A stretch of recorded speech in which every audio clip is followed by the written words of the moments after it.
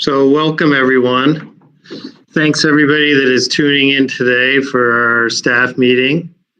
I want to again thank our committee for their hard work over the last several weeks. I also want to again thank a lot of staff members who have reached out to me. I've really seen a shift, I would call it. About a week ago, a lot of the questions were, there was some anxiety level in them. And in the last week or so, really 6 days, the communication that I've had with staff has been more about taking a look at the situation and saying, hey, this isn't exactly what we want. There are going to be some challenges, but this is our reality.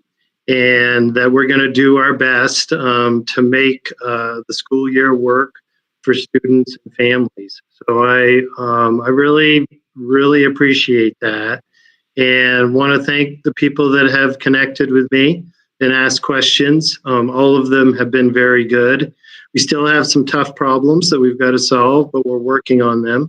Each day I get more and more confident that we're going to be able to figure them out. And our number one priority is safety, health and safety, taking a look at what the best information that we have around health science and health information and making decisions based on that. So welcome everybody, we're going to jump right in. Today, a brief intro, which is what I am doing right now. I'm going to give you a little bit of information about reopening and some of the priorities, which you've heard before, but wanted to emphasize those again. Hear a bit from the reopening task force. And then we have a number of questions that we didn't get to from last week, and we're going to address those today and then open the chat back up for questions. So our priorities haven't changed much from last week, but I didn't really outline them as well as I thought I should. And I want to just start off by saying, when we open, we want to offer the safest, most supportive school environment that we can. And that's what we're planning on. And those are the plans that we're working on currently.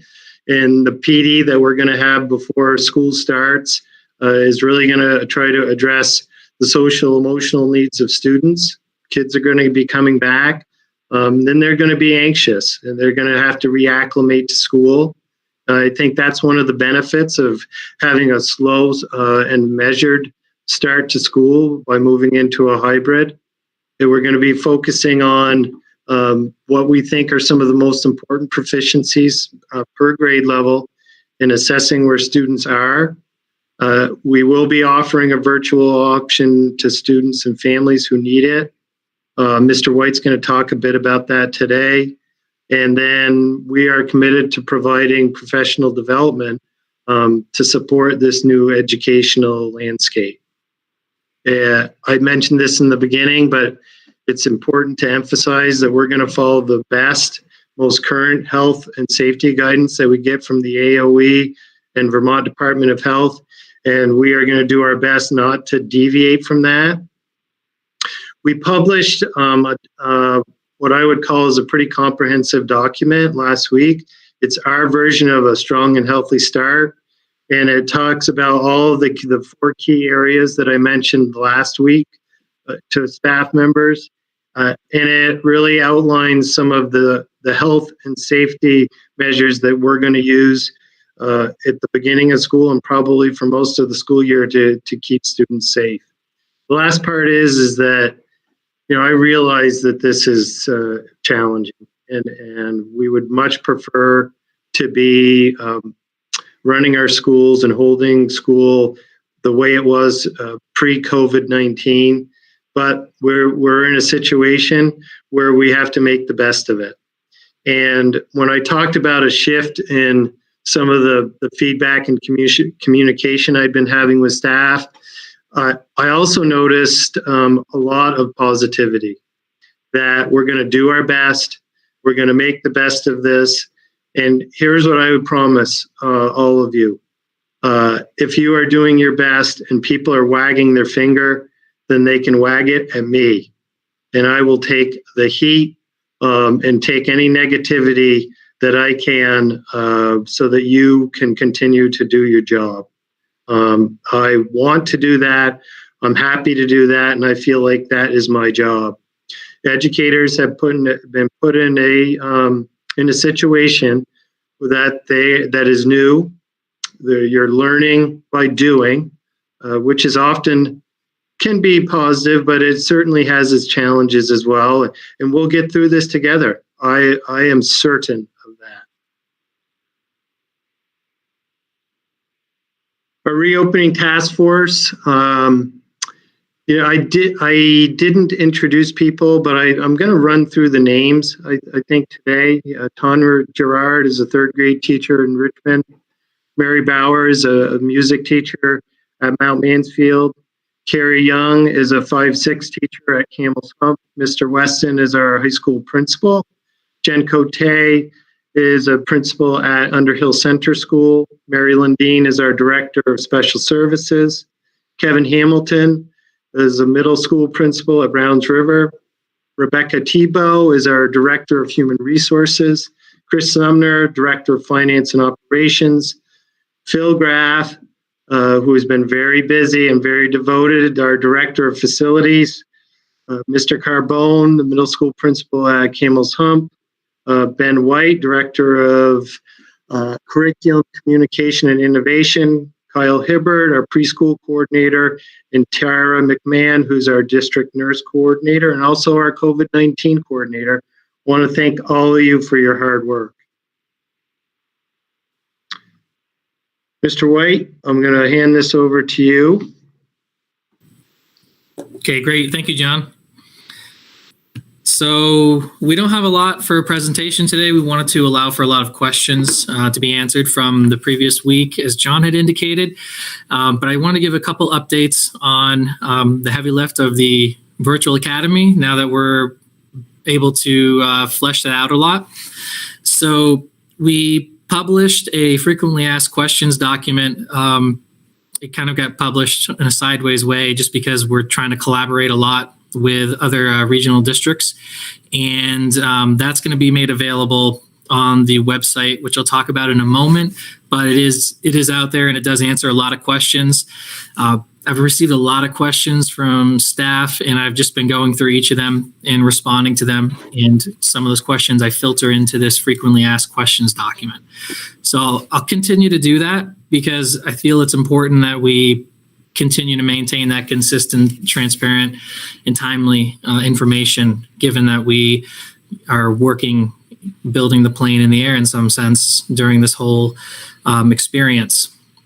So the Virtual Academy website, that's going to be something that launches on Friday, and it's going to contain a lot of information for all stakeholders. I feel, we feel as a team that there's equal amount of information that both staff and community members want to have. So we're just going to make all that available. And within that, there's also going to be a breakdown of what will K-5 look like, what will 6-8 look like, and what will 9-12 look like. Those are the groupings that the Virtual Academy, the Vermont Virtual Learning Cooperative, that's how they group their curriculum.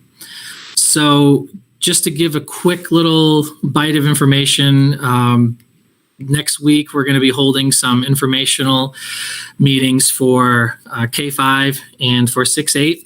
And as I said, we're really trying to provide as much information as we can as we develop it. But we have a great start into it, and we're feeling really confident that we've got a great cooperation with the Vermont Virtual Learning Cooperative. So more information will come in the Friday update to the district happenings, as well as in the Roots and Wings for that website. For the certificate in online teaching, I put this on here just because that's something that I feel has come up a lot. And there's the district's going to be offering that for the teachers that go into this, that are selected into this virtual academy that's partnered with the Vermont Virtual Learning Cooperative. And it is coursework for 9 credits that has to be done within the year. So our goal is to provide all the information up front for teachers to consider if this is something that they're really willing to undertake. It's not for everyone, but it is certainly a great option for educators that are interested in doing this alternative education online. So other than that, I would just say feel free to send me emails, trying to throw out some videos to talk about this on a regular basis. It's kind of what we're living and breathing right now, but never hesitate to reach out and I'll answer whatever I can. I'm going to hand it back over to you, John. Thank you, Ben, and thank you for your hard work on trying to put together a virtual option for families. This is going to be critical.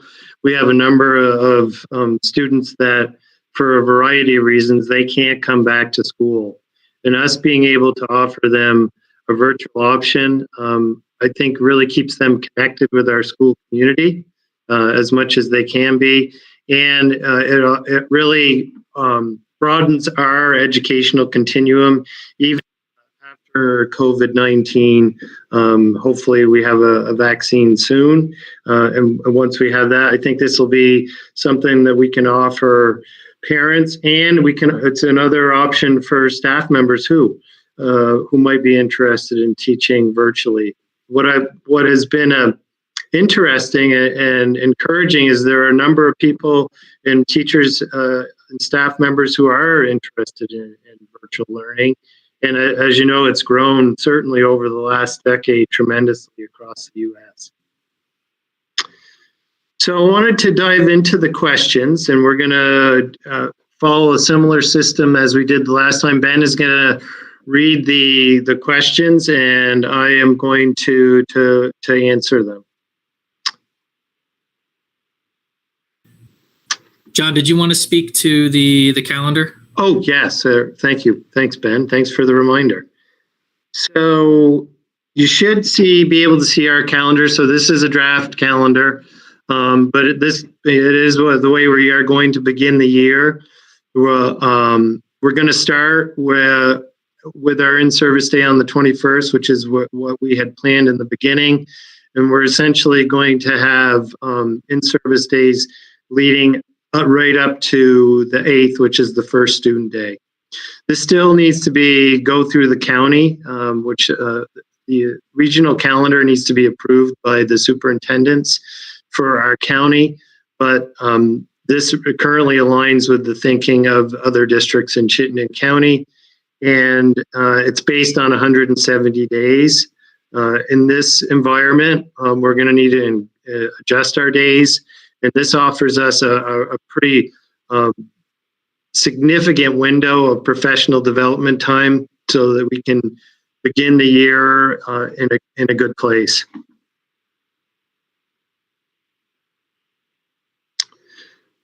All right, Ben, I think we are ready. Thank you for that reminder. Yep, I have one more. Bus monitors. Oh, right. You were going to remind me of that. So just wanted to mention an opportunity that we are going to need bus monitors to screen students when they get on the bus.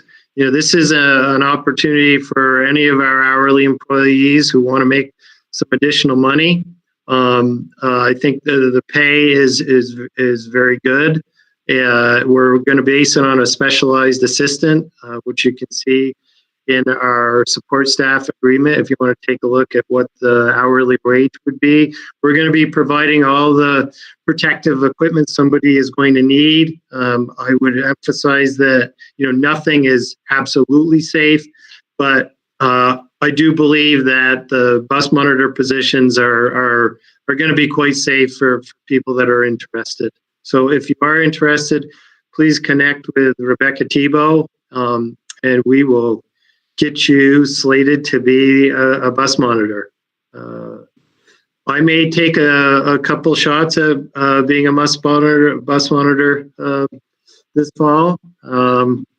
Because I like to ride the bus, and if you haven't ridden a bus, it's fun to interact with the kids, and you hear a lot of things that you wouldn't during a typical day. So I am definitely going to be test driving the bus monitor positions, and I hope you will be interested in this as well.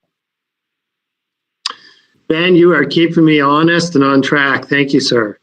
All right. I like that surprise guest bus monitor role. Yep, I am doing it. And yeah, I've wanted to, learn how to use those thermometers. So Tara can teach me how to do that as well. All right. So jumping into last week's questions, will pairs know who they are working with earlier so they have more time to prepare? I would say as soon as possible. We're going to be scheduling an IEP meeting for students at the end of August and early September to review the IEPs and amend them in a hybrid model. IEPs will be amended to reflect remote learning environment should we need to go fully remote if COVID cases do increase. Once these meetings have occurred, then we'll make the para assignments. So it really is as soon as practical. Will remote and in-person teaching be taught by the same teacher for a subject? In a hybrid model, yes, but we will have a virtual option for families. If classroom teachers hope to be outside a lot, how will they synchronously teach remote learners while outside with on-site learners? Wi-Fi limitations, screen visibility, outdoors, in the sun, etc. So some of this we're going to be learning as we're going along, but we're planning to buy the equipment that we need to be able to offer synchronous learning when we can outside. Some of this, we're going to have to see how it works and if it does work. And if it doesn't work, then we'll have to adjust. But if it does, then we will continue. We are looking at enhancing Wi-Fi outside, purchasing tents and shade for students, and other resources that students will need, such as sunscreen, as we begin the school year. How are we expected to teach in person and the children at home on the same days? So we're going to be offering some professional development during our August in-service and purchasing and training people how to use equipment so that they can do that effectively. And as I mentioned, we're going to need to try this. If it isn't working, then we'll have to adjust. So this is something that is very new, and we're not expecting people to be perfect. What we are asking is that they give it a try and do their best. Will we still be traveling with students? We have students that go to tech schools or another organization in many different communities. So if you were traveling with a student last year, then yes, you will be traveling with them to tech in a hybrid environment. Some of this might depend on a student's IEP. So, we'll know a little bit more as we have those IEP meetings and figure out what student plans are going to look like. Transition plans may be amended based on community safety protocols and restrictions. These will be IEP team decisions. Have we thought about what play will look like in the early childhood setting? Well, we can use the playgrounds if we clean them regularly. So, I'm hopeful that the early childhood setting will be using the playgrounds. And I think that is a really good question, something that some of our early childhood educators should talk about in the fall. Take a look at what are the most recent and best safety guidance that we have and we'll go from there. Will the curriculum be adapted to teaching outside? Ben, you want to elaborate on that a little bit? I mean, we're working on that right now. Yeah, I would say that we're designing it in such a way where it's flexible and able to be something that's taken outdoors. However, that's going to be also working around the flexibility of a teacher. So I know that we want to design it in a way where teachers can be able to tailor things to work for them. So some of that outdoor ed pieces fall into Wi-Fi and internet strength if we're going to be, if there's going to be anything outside that's needing the internet. But for the most part, we're trying to design it in a way where it can be taken outside. It doesn't mean it's specifically going to be designed for the outdoors, but it could have potential for being outdoors. There's also going to be some follow-up guidance that we hope to be able to give out from schools to show ways in which it could go outside. Thanks, Ben. And on that synchronous side, obviously there will be some things that students are doing outside that are going to probably be impossible to do synchronously. I think what our goal will be is to try to make sure that we're giving students as much as we can a similar experience on the days that they're in school and doing the best that we can. If we go full remote, will teachers still be in the buildings? Only if needed, and it would need to be safe. So if we go fully remote, people would be working for the most part virtually at school, at home. Would you consider some staff development where we are looking at ways to be positive and bring some joy to our kids as we go through this together? Kids are scared, staff are nervous. Yeah, good point. Yeah, we have some planning prepared with Joelle Van Lent for the academic year 2021. And Joelle has scheduled time with pre-K-8 staff during our August in-service days to really focus on this. What are some of the stressors that students have in this COVID-19 environment? What are some of the challenges students that are coming from different environments are going to have as they try to re-enter school? So we want to make this as positive, as joyful, and as stress-free as possible. Can we work from home on Wednesdays? We'll be flexible, and I would say yes if it's appropriate. Will counselors, clinicians, special educators, student life coordinators still be allowed to meet with students in small groups or one-on-one in their classroom offices? Yes, if it's in their, they're in their EST, their IEP 504, or another plan. How much PD time are you expecting / planning for staff to have before September 8th? When are you planning for this PD to begin, and will it be available earlier than regularly scheduled in service? So it'll start the same time as it did on the 21st, but it'll go, 5 days later than we had anticipated. Or even more than that. So we're getting 11 full days of PD time, which we've never had before, and it's a huge gift. So we're going to begin school on September 8th, and our in-service is going to start on the 21st.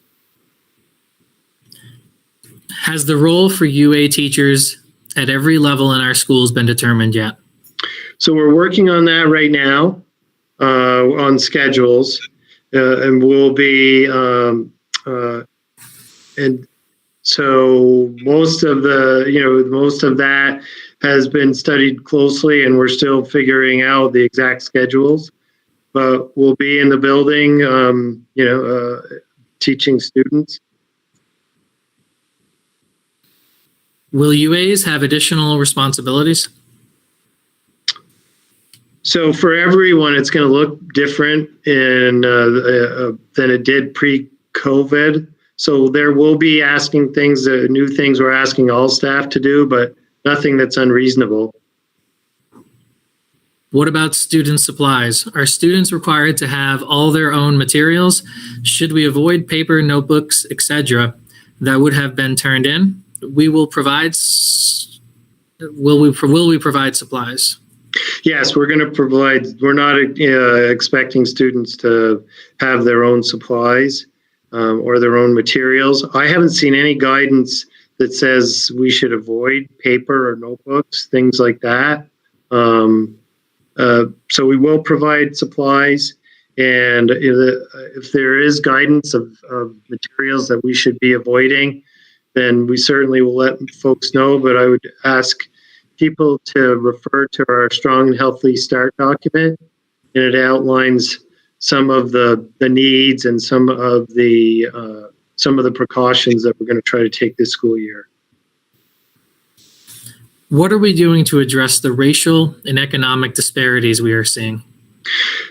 So what have we've provided many hotspots for folks that don't have internet or worked with internet providers to get them access to virtual learning.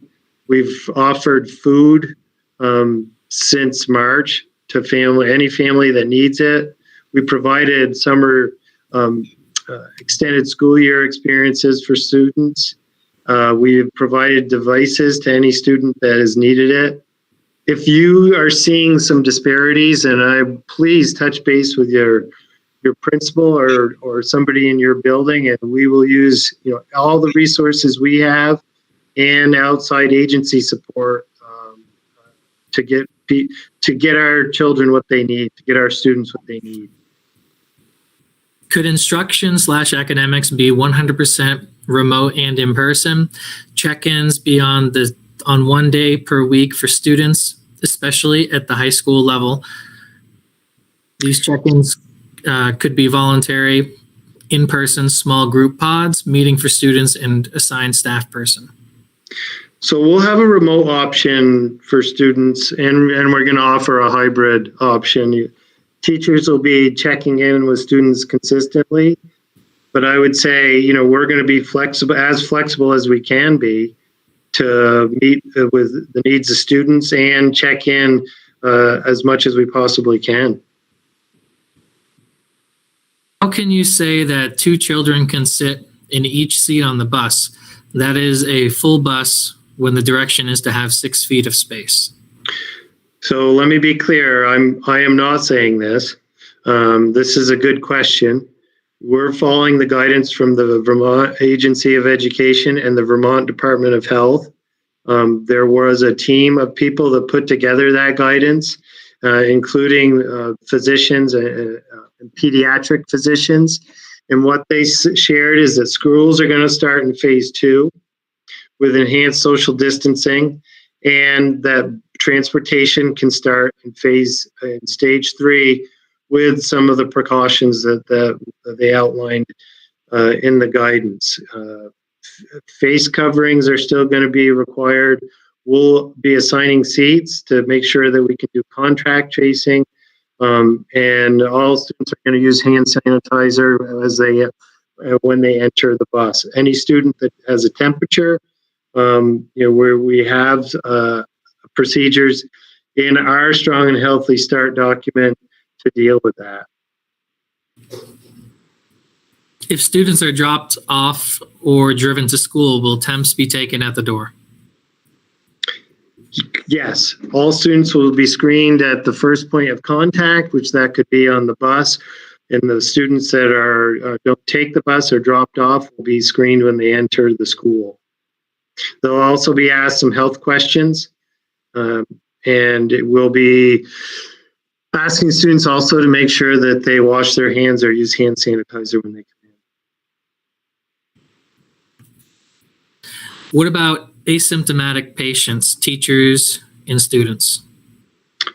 Well, so it's we're going to do our health screening, and we're going to do our best to catch any student or staff person, for that matter, who has COVID-19. But we won't be able to catch people that are asymptomatic. Nobody can guarantee that I'm aware of. The CDC still recommends that persons who are immunocompromised stay at home. How are staff members who are compromised supposed to do their jobs while following recommendations for their health? So I'm really encouraging folks that have some of these questions to contact your doctor. This is a conversation for you to have with your doctor. And, please contact Rebecca Tivo if this is your situation applies to you. And we're gonna follow state and federal regulations in our contract to support people. If we're quarantined at home but not feeling sick, can we teach remotely so kids have consistency? From a health perspective, if you're quarantined and not symptomatic in the district, if we have a way for you to work remotely, then yes, you should work from home. There are some jobs in the school district that can't be done from home, so this wouldn't apply. And this is something that we've been talking to with the Green Mountain NEA leadership. And we look at this really on hopefully a case by case basis, depending on what the situation is. If a student or staff becomes infected with COVID, will we be notified? Yes, we will not. We will notify the school community, but we will not identify a student or a staff member. We need to protect confidentiality. What are you doing for peanut allergy or other food allergies for kids? So all students are going to be eating in their classroom.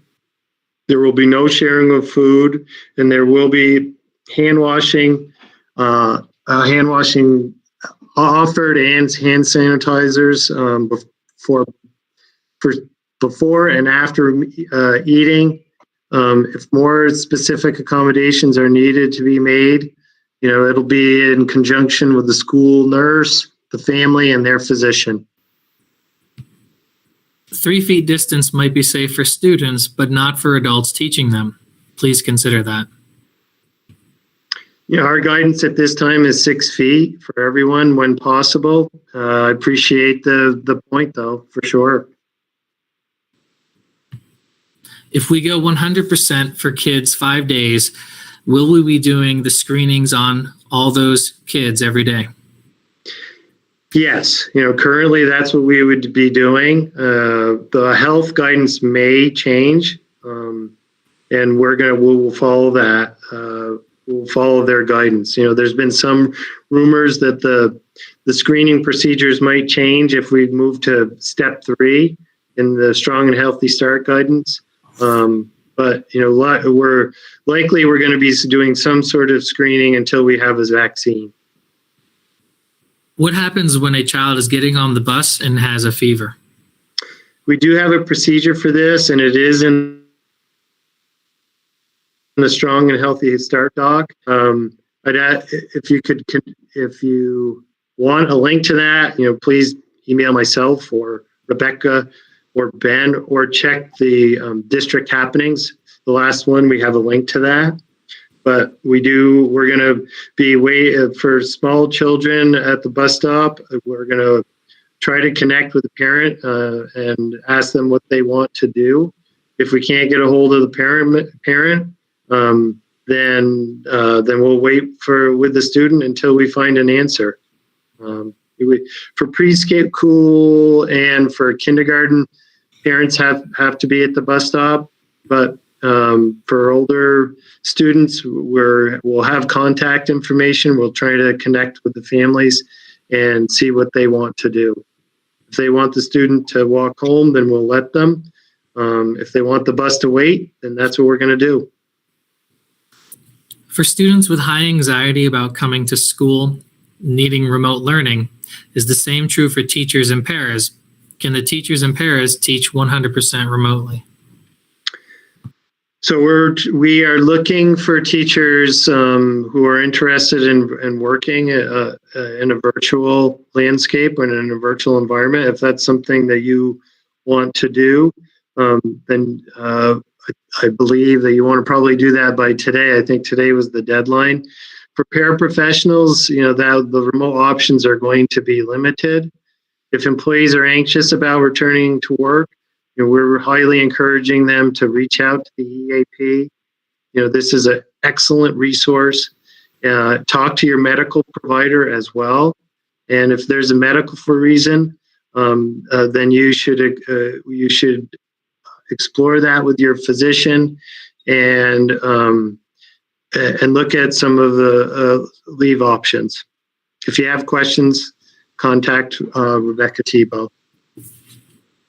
Do masks and valves allow unfiltered breath to be exhaled, and are they ineffective in mitigating spread?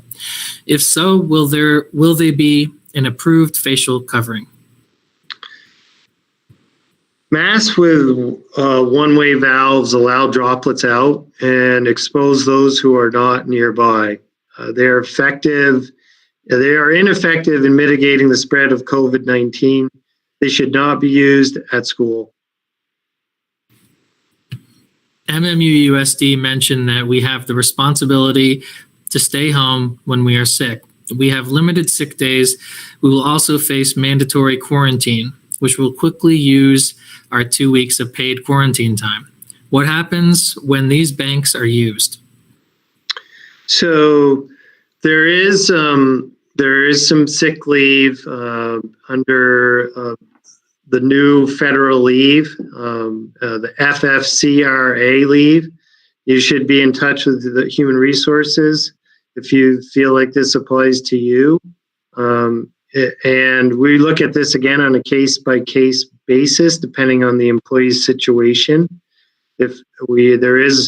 There are clauses in our contract that we can extend sick leave if we need to, but it just depends on the circumstances.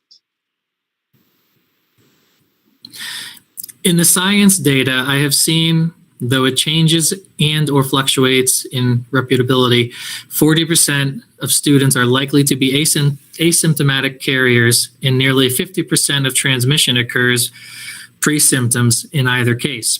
It is likely that teachers and staff will show symptoms of COVID-19 before students. It is likely that teachers/staff will need to seek medical attention and therefore more likely to be tested than students. How well will contact tracing work based on this data? How will that play into the use of our sick time and mandatory quarantine days? My concern is that we will look like an outbreak will be from teachers, staff, since they will be the ones with symptoms that will be tested. In that case, how does that relate to it depends on why you are being asked to quarantine sick comment in regards to our leave days? So complex tracing is complicated. If someone tests positive for COVID-19, we may not get definitive information about where it was contracted. So we'll work with the employees and our workers' comp provider to work out some of those details. There's a lot in this question, but a lot of it will depend on a person's particular situation.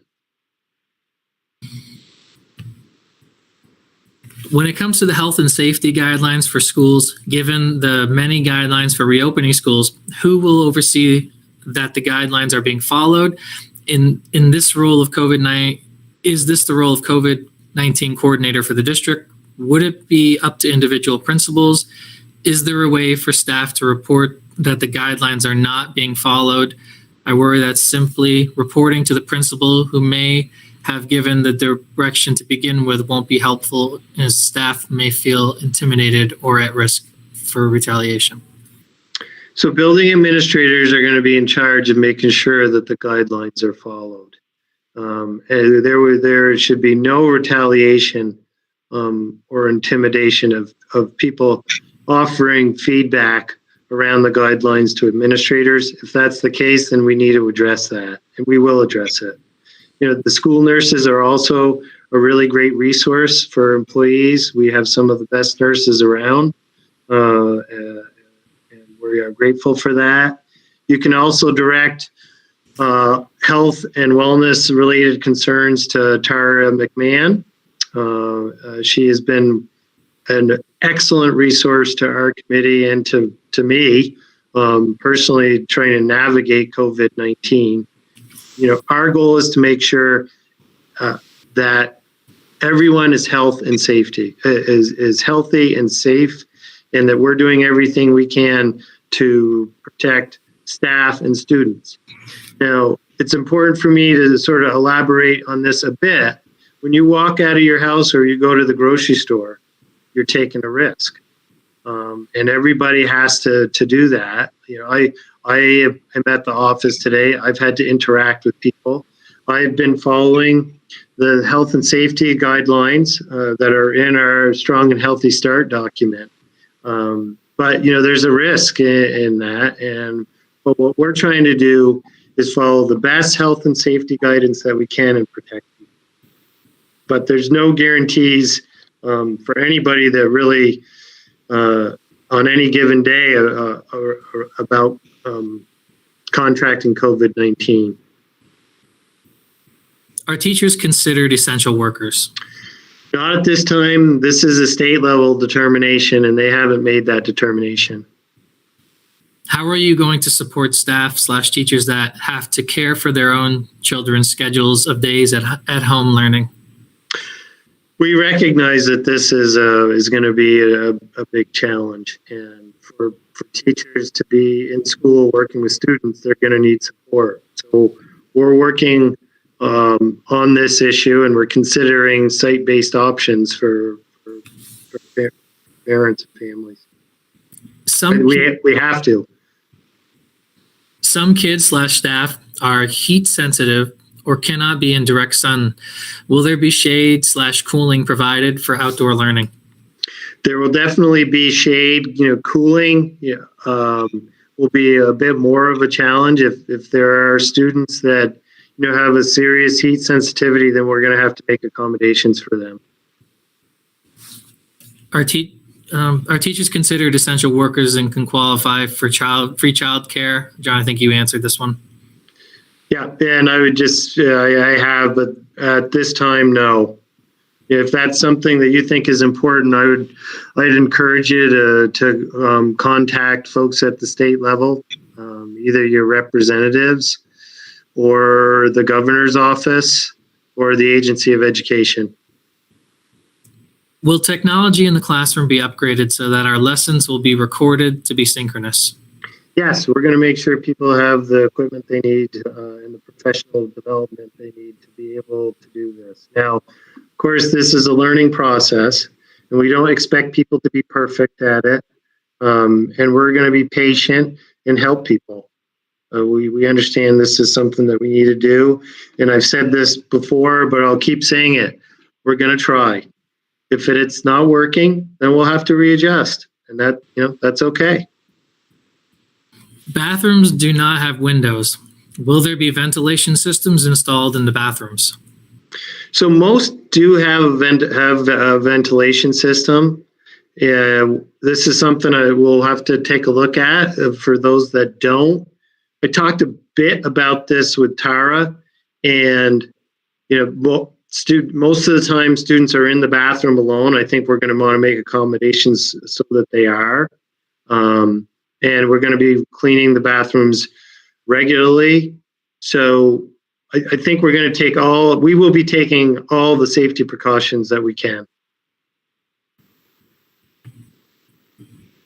Aftercare for just the 2 in-person days. Aftercare for just the 2 in-person days. Correct. To spacing. I'm not.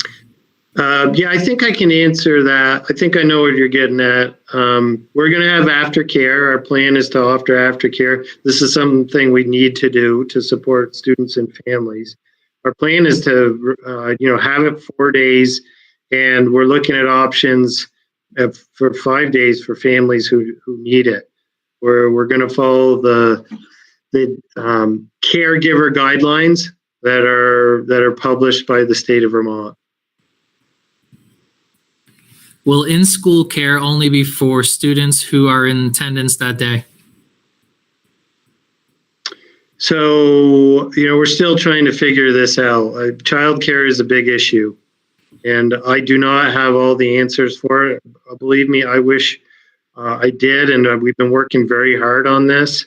But this is something we need some help from the state of Vermont on this one, and I feel like this is something that they can help us with. If we go full remote, will teachers still be in the building? No. Will students be allowed to bring lunch from home? Yes. I am an hourly team member. If I do not work on Wednesday, how will my pay be affected? You should be working on Wednesdays. We're going to look at what our needs are, but our plan is to have everybody work in their contracted hours. Are the number of days student instruction being adjusted due to the delayed start? Yes, at this time we're working off 170 student days instead of 100, and the requirement at the state is 175. We have 178. Same question, but for paras. Well, paras are going to need a plan too. So we'll follow the in-service schedule that's on contracts and in the support staff contract. Could the district offer 4-day in-person instruction to children of teachers and staff, regardless of what district the staff live in, so our children could have access to high-quality education while we teach?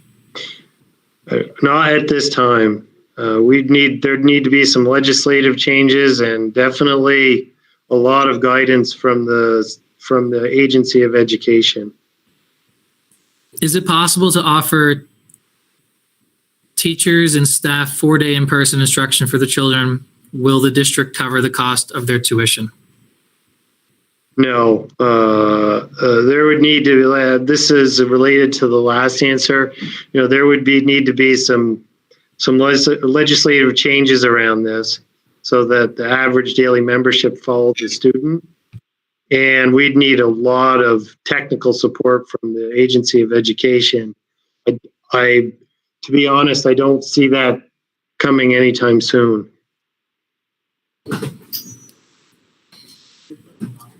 I appreciate that outdoor instruction is recommended, especially since I provide instruction in a classroom with no windows. I'm concerned about the safety risk when there is a lockdown or dangerous situation. How will we handle the safety issues that open windows, open doors, and outdoor learning could create? Also, we're in Vermont. The window of comfortably being outdoors is limited. Yeah, that's for sure. I'll try to start from the beginning. We're going to try to optimize outdoor instruction, and we have been doing that for a while. So most of our schools have some procedures and some steps that they follow to keep students safe when they're outside, because we have been doing a lot of outdoor learning over the last 3 or 4 years. There's also the AOE is coming out, I believe, with some guidance or on lockdowns and other dangerous situations when students are outside. It will be different. We can't account for every possible issue, but we have some solid plans to keep students safe. And we've been having outdoor education for a while, and we've been pretty successful in keeping students safe while they're doing that. We're not going to open windows or doors for that matter, that would allow people inside. I think we're going to have to be really careful of that. And you're right, the window of being comfortable with, no pun intended, the window of keeping windows open to be comfortable is limited in Vermont. So we're going to have to optimize it while we can, and we're going to have to make some adjustments when students have to be inside. So that's going to be something we're going to need to grapple with.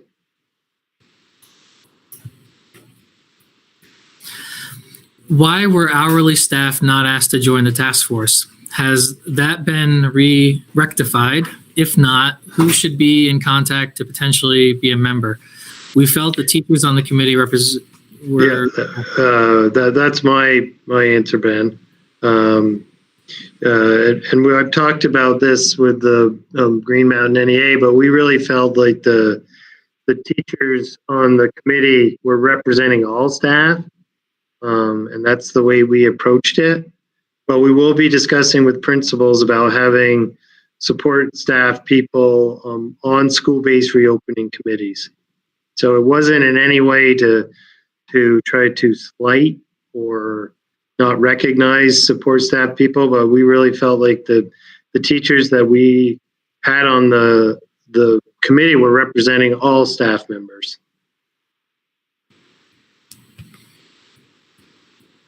And how will we handle social media shame of students and teachers who test positive for COVID-19? So adults should not be shaming any students who test positive for COVID-19. I think as adults, as a school community, as communities, we need to be calling these people out for doing this and trying to do it as a respectful way as possible. But we have to put a premium on confidentiality so this doesn't happen. And that's why we've tried to stress that. We also have to offer communication to the school community that discourages this. But I think as adults, this is that we need to be addressing this with any adult that's doing it. All right, so that's all the questions from the last meeting, John, and we're going to jump into current questions, if that's good for you. Yes, please do. And if I can't answer them, then I'll refer to somebody on the committee. Okay. I'm sorry. Is that certification training required for those who are teaching online, or just an option? That is required. If you're going for the virtual 100% virtual option. Also, do you already need to be a teacher to get certified? Yes. Can we opt into taking the essentially online teaching certificate training if we are not chosen? I think we would try to make it happen for as many people as we could. Don't you, Ben? Yeah, it's certainly something we haven't explored, so I think we could probably take that back to the reopening committee for sure. But it sounds like a good idea. Absolutely. Should us as staff members get COVID test prior to our first day of school so we can be confident we are not asymptomatic? I'd really leave that up to the individual and their physician. It's not something the school district is requiring. So we'll leave that up to the individual and their physician. Didn't Dan French just announce that temp checks were no longer happening on buses? I haven't heard that. Maybe I haven't seen that. If that's the case, then we'll adjust. We've said consistently that we're going to follow the Vermont Health Department and the Agency of Education guidelines. If those change, we're following them. Could we give upperclassmen, Honor Society, an opportunity to be a TA in classes, kind of like what we're doing in the library and learning lab, who can be in charge of tech, monitoring the chat room? Mike, do you want to comment on that, sir? I mean, everything is possible. We certainly could look at it.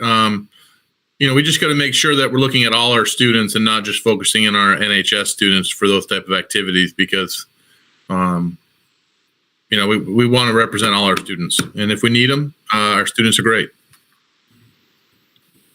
Thank you. Do we have enough staff to clean the playground between grade levels / classes and at the end of every day due to the AB schedule? We will have enough staff to do the cleaning. Phil and I have talked, and if we need to hire people, we will. We likely are going to have to hire some additional staff. We're prepared to do that. Will it be clear what we need to take out of the classrooms, and will we be given enough time during in-service to make our classrooms safe? Yes. When will classroom teachers get new class lists for AB days? Ben, what do you think? We talked a little bit about the timeline. We're still collecting information. What do you think is reasonable? I would say right now, principals are working with that information.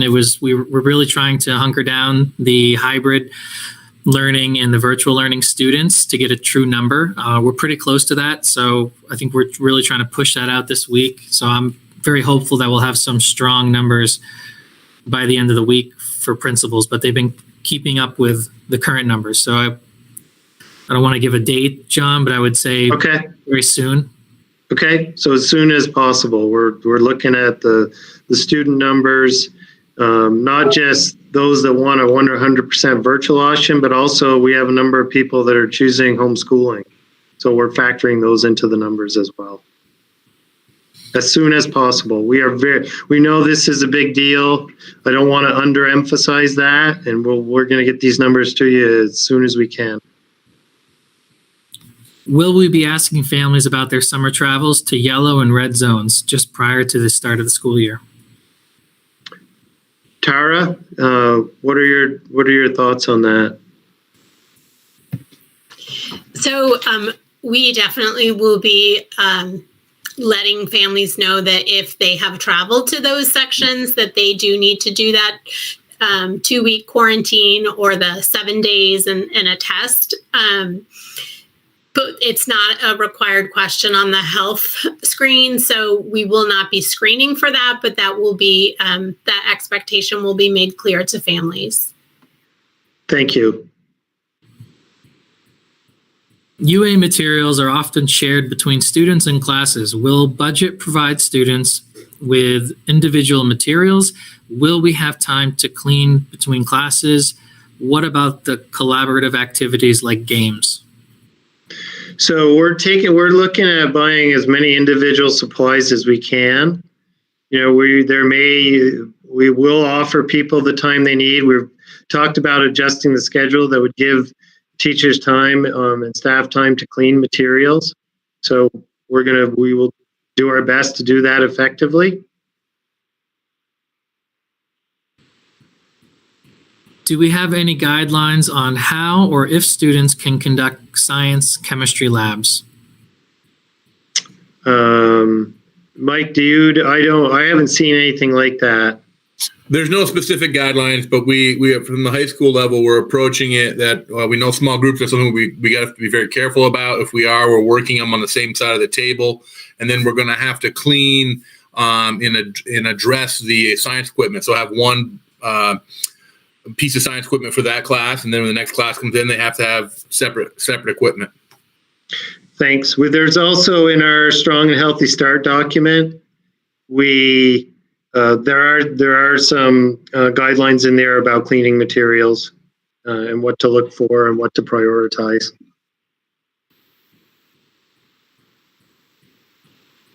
It is difficult for educators/paras to make decisions without knowing what we are going to be encountering in school. UA, ESP, paras do not have answers. Would you consider extending today's deadline? I will have to bring that back to our admin team. We're meeting tomorrow. So I try to consider everything. So yes, I would consider it. But we've got a plan. So, and we need to know how the people that we're planning for and the elements that we're dealing with. So we need that information as soon as we can. You know, I apologize that we don't have all the answers, but really nobody does. So we're not going to have all the answers even on September 8th. But we'll do our best. You've spoken of UA going to classrooms. Will special ed related services still be in individual offices, even if 6 feet distancing is not possible? So, Tara?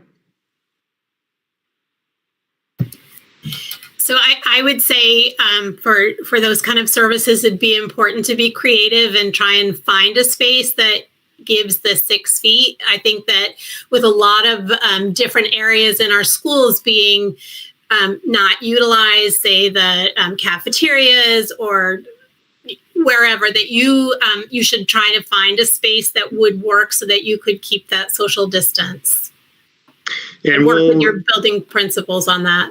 Yep, that is perfect in my opinion response. And you know, some of this too, you know, will be based on IEPs, right? Whether we push in or pull out.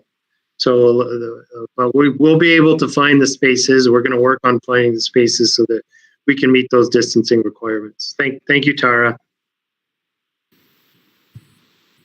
My home district has 1 day of in-person instruction, and I am scrambling to find care for my young kids for when I work at Browns River Middle School. Is the district doing anything to support employees who are parents? Yeah, we're looking at trying to just site-based options for parents on care. But that's what we're trying to figure out. I am very optimistic, and we'll be working out some of those details in the next few days.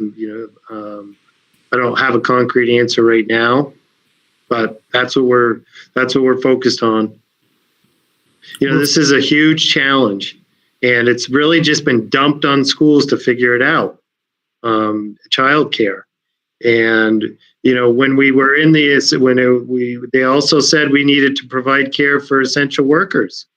So we're going to do our very best to support our people.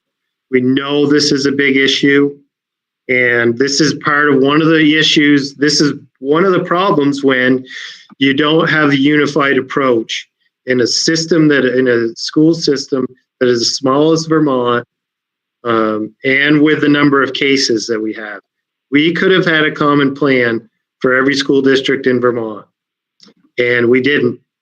That's not your fault. It's not my fault. It's not anybody's fault. It's the situation that we're in, but it didn't need to be like this.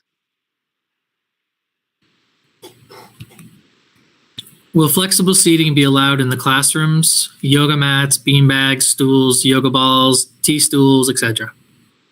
Tara, I need your help on that one. So I would say you got to think about the ability to clean those things and how much time will be involved in cleaning those. And I guess I would say I'm not totally opposed to it, but we really need to have students in kind of their section, their area that'll be marked off for them. So if that's going to be a dedicated seat for that student, then great. But I think that gets very challenging, and I would not suggest that. Okay, thank you, Tara. We also, we're going to have assigned seats. So I think there was a question about flexible seating. Students that's in the clear in the guidelines, and when they say guidelines, some of those they call them guidelines. They're have tos. They're you must do's. So one of those is kids have to have assigned seats. Will snow days be eliminated now that we are doing online schooling? I hope so. But I think I hope so. That would be so great. That's something we'd want to talk with admin team and the Green Mountain NEA. I think it's a great possibility. I hate snow days, so it really does open up some options for us, I think, and we can be creative. But I love that question. Thank you, whoever asked it. It seems like the questions about physical distancing, space, or lack thereof on the bus in our district are not being addressed. Today, or left from last week, please address why if you cannot answer. I'm not sure I fully understand the question. We are following the Vermont Department of Health and the Agency of Education guidelines, almost to, I would say to the T. They have shared, this is how you can transport students, here's how you should do it, and here's how you should have students in the classroom and have them organized and operational in the schools. So if I haven't answered that adequately, then I apologize. But that is my answer. If there is no teacher that signed up for total remote for the grade level, will a teacher be selected to become the remote teacher, or will another teacher who might not teach that grade be selected? Ben, could you repeat that? I'm sorry. Yeah, absolutely. If there is no teacher that signed up for the total remote, so the virtual academy, for that grade level, will a teacher be selected to become the remote teacher, or will another teacher who might not teach that grade level be selected? We're going to look at the teachers who want to teach virtually. And, the nice thing about the Vermont Virtual Learning Collaborative is that the licensure is such K-6 that we have a lot of flexibility there. So what I would say is we're going to look at the pool of teachers who are interested and assign them to grade levels that match their endorsement. But I don't see us forcing somebody to work virtually. That's not something we're considering right now. What percentage of students are doing virtual learning versus hybrid? Right now, it's less than 10%.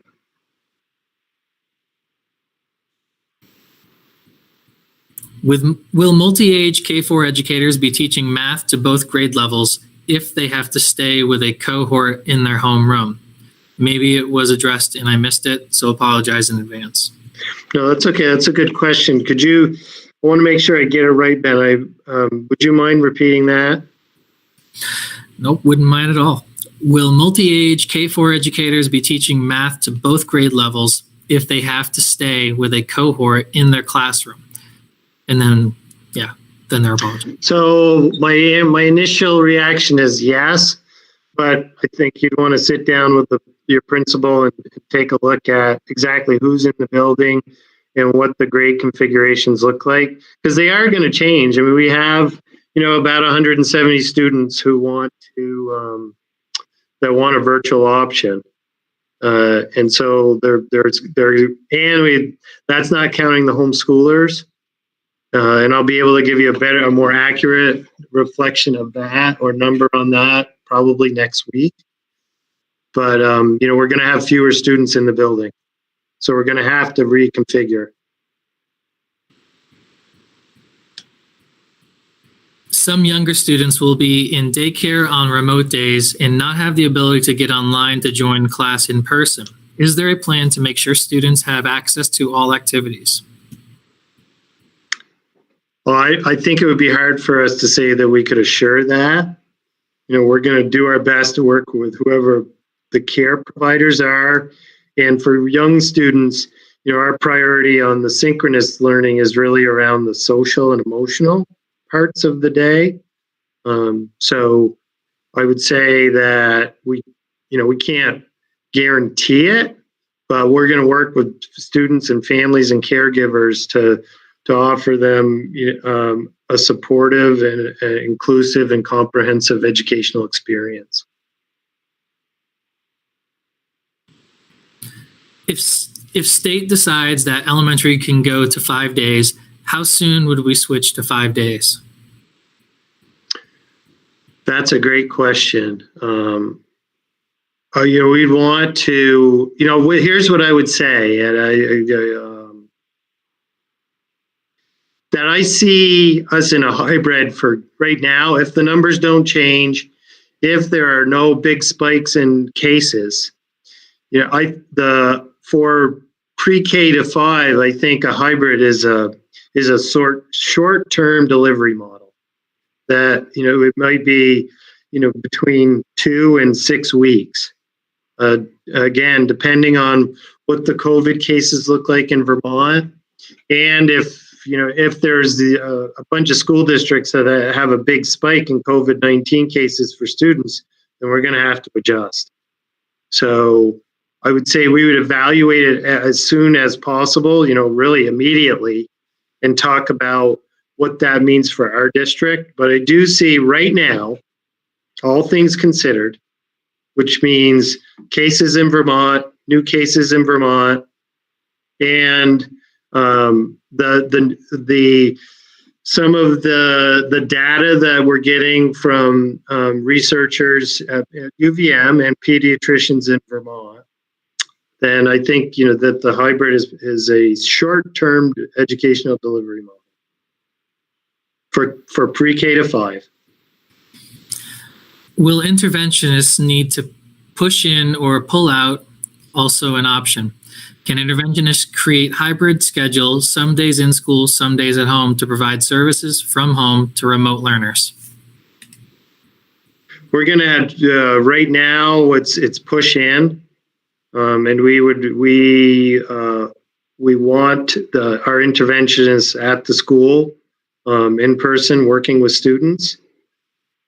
But we certainly will look at, each situation. Doesn't all look the same. So if there needs to be some virtual support for students on those hybrid days, then we would offer it. That may be have the person at school, or they might be at home. I think we'd want to address that with the principal and the person. Will lunches be delivered to kids at home every day? Who will be doing that? So right now, our plan is to have families who need it pick them up, but we'll certainly try to, we'll gauge what the need is for delivering, and if we have the capacity, we will want to make it happen. If kids do the VTVLC, do they have any access to their peers/school community? So we talked about this a lot. This has been a topic of conversation. I think we want to provide them with some opportunities that make sense, but it is a year-long commitment. In most cases, absent a vaccine, then we're asking families to make a year commitment to virtual learning based on our current circumstances and where we are at in Vermont.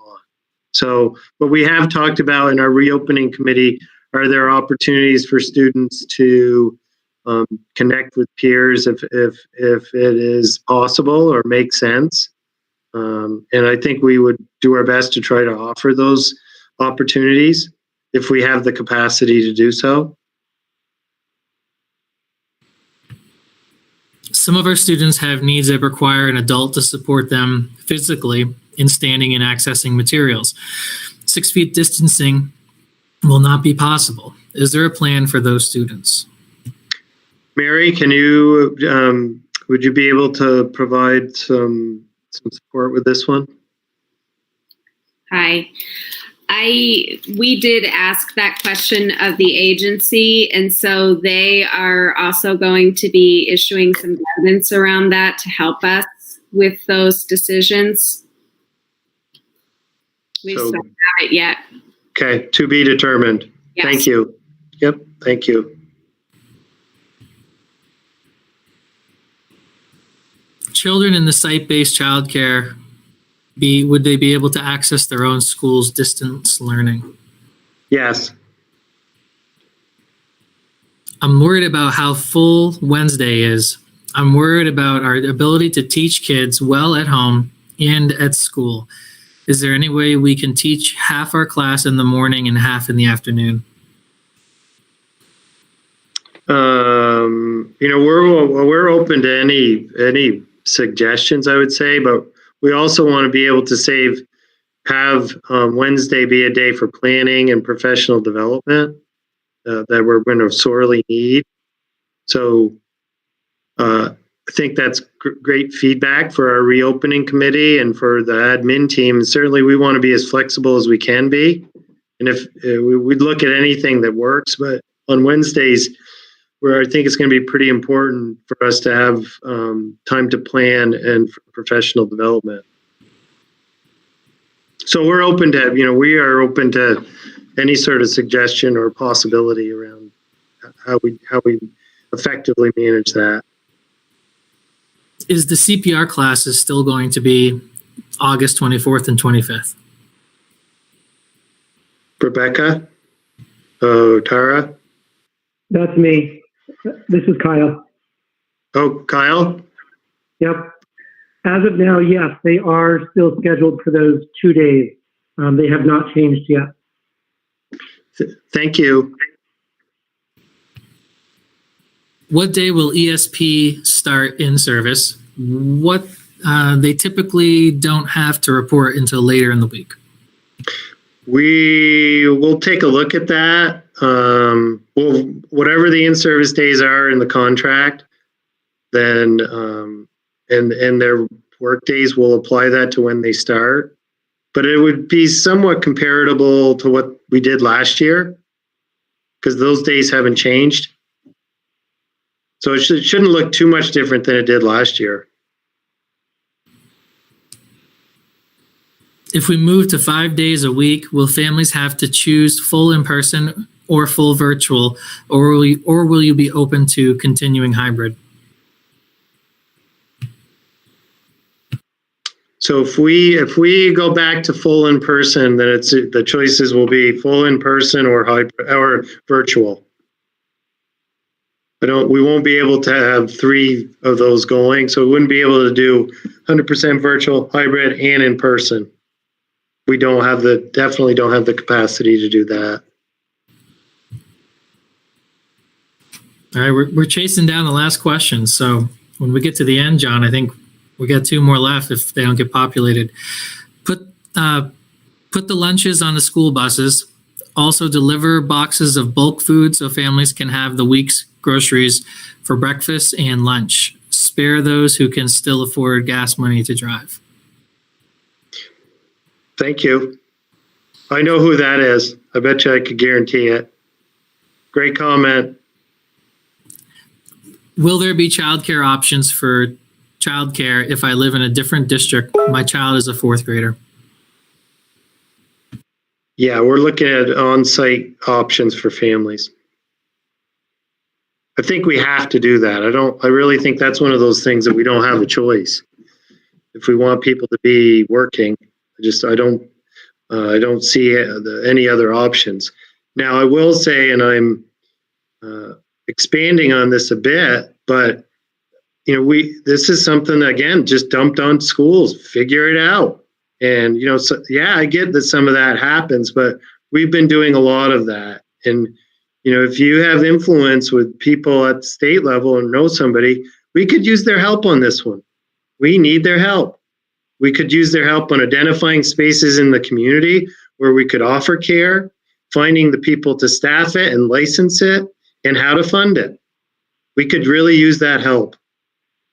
I wish I have shared that with a lot of people, and I'd encourage you to do that as well. We're figuring out a lot of details at the school level, and this is an area where we need help. I would encourage teachers / special educators to reach out to the PT OTs about sensory supports. We may be able to find options that can be cleansed easily and meet a student's regulation needs. Excellent. Thank you for that comment. Is there an option for families to create an independent plan of study and stay enrolled, or will they need to withdraw to homeschool? Homeschool. There's not an option like that in Vermont.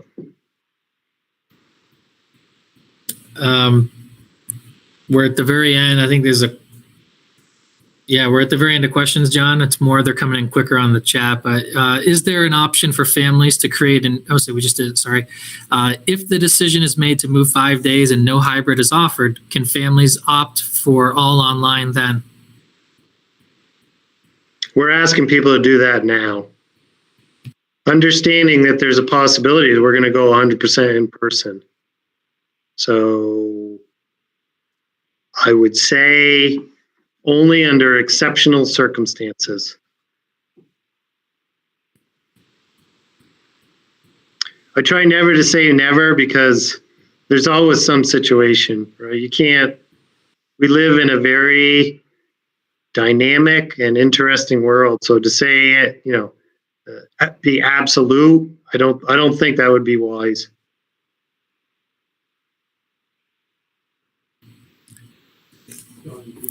All right, John, I'm going to read some off the chat. I think my question coordinators maybe fell asleep a little bit.